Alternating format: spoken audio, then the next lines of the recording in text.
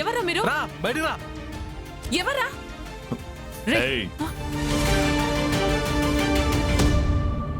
వీణ్ణి నాకు వదిలేయి. అనవసరంగా నీ ప్రాణాల మీదకి తెచ్చుకోవద్దు. వీణ్ణి చంపాలని మాకు సుపారీ వచ్చింది. ఇక వీడి గురించి మర్చిపో.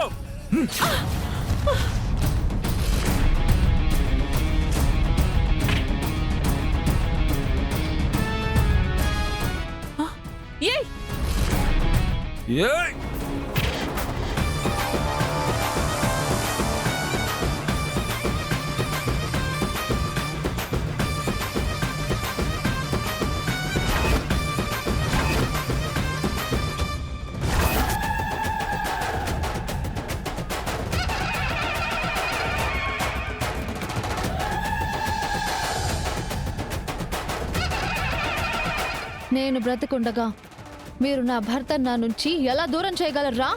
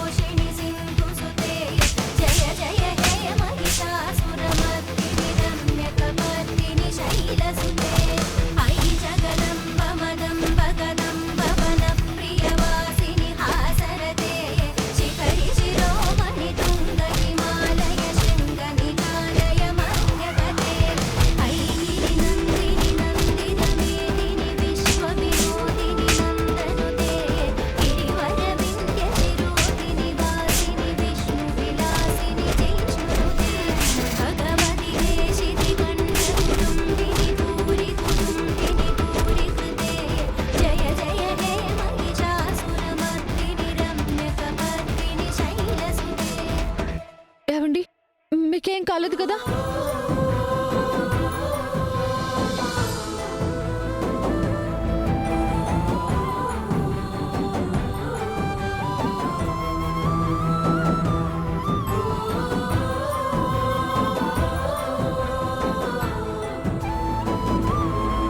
అవంతిక,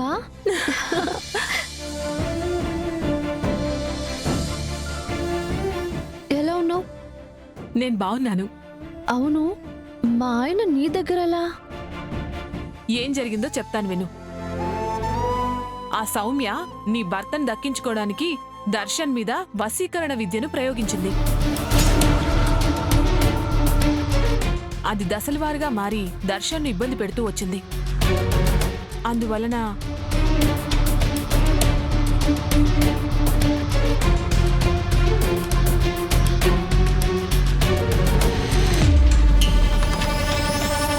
ఈ విషయాలన్నీ చెప్తే నువ్వు కంగారు పడతావని చెప్పలేదు. దర్శన్ చేయకున్న బ్రాస్లెట్లో ఆ దుష్ట శక్తి పవర్ ఉండేది. దాన్ని పూజ చేసి మంటల్లో వేసి కాల్చేశాను. ఇక మీదట దర్శన్ మీద ఎటువంటి ప్రయోగం జరగదు. దర్శన్ని ఇక నువ్వు తీసుకొని వెళ్ళు. చాలా ధైర్యవంతురాలివి నువ్వు. Thank you Avantika, thank you so much. మన మధ్య థ్యాంక్స్లు ఉండకూడదు శరణ్య. సరే పదండి, నేనే డ్రాప్ చేస్తాను. ఇంతవరకు నువ్వు చేసిన సహాయం చాలు, మేము వెళ్తాంలే. Thank you.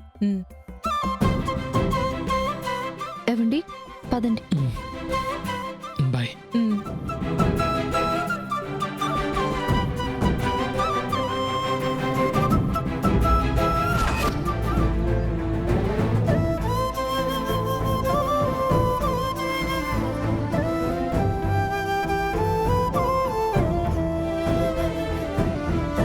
పోలీసులు తమ వంతు ప్రయత్నం చేస్తున్నారు.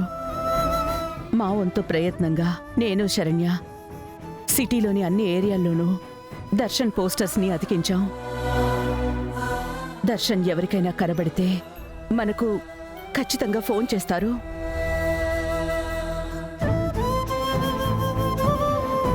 లోయలో పడిన దర్శన్ చనిపోలేదు, మనిషి మాత్రం మాయమైపోయాడు. తను ఏమయ్యాడో ఇప్పటికీ అర్థం కావట్లేదు. వాడు బతికే ఉన్నాడు. నా మనుషులతో చంపిస్తున్నానే. కాసేపట్లో వాడి మరణ వార్త నా చెవిన పడుతుంది. తర్వాత ఆనంద భైరవి గుండె ఆగుతుంది.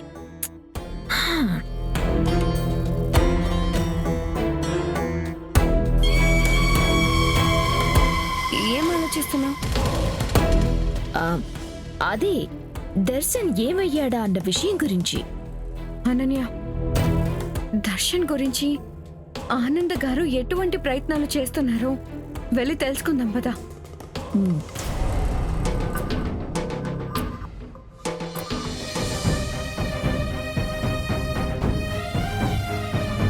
దర్శన్ బాబు కనిపించకుండా పోయిన దగ్గర నుంచి ఈ ఇంటి కళ్ళే పోయి ఉండాది. అవునతేలు, కన్నబిడ్డ కనిపించకుండా పోతే కోడి కూడా తల్లడిల్లిపోతుంది.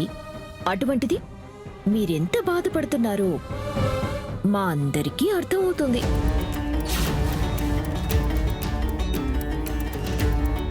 మీరేం బాధపడకండి మ్యామ్, బతికున్నాడని తెలిసింది కాబట్టి ఖచ్చితంగా వచ్చేస్తాడు. శరణ్య సతీ సావిత్రిలా భర్త కోసం పోరాడుతుంది కాబట్టి ఎలాగైనా సరే సాధించుకుని వస్తుంది.